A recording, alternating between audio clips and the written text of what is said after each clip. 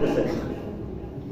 যারা ফসল, যাদের ফসলগুলি এখনো ক্ষেতের মধ্যে রয়ে গেছে, অনেকে ফসল কেটেছেন, ঘরের মধ্যে নষ্ট হয়ে যাচ্ছে, কত টেনশন, কত চিন্তা, কিন্তু আল্লাহ আবার রহম করেছেন, শুকরিয়া নাই।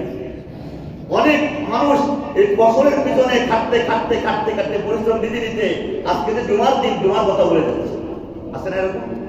আজকে যে জুমার নামাজ, আরে আমার খেলার দরকার, খেয়ারটা একটু শুকাইনি, আমার ধানটা দরকার, ধানটা একটু শুকাইনি।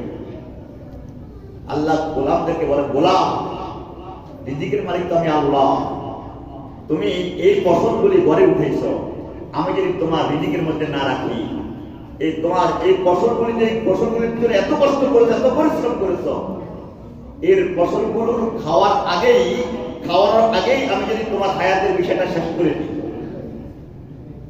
তাহলে কে খাবে তোমার এই ফসল? কে খাবে ফসল?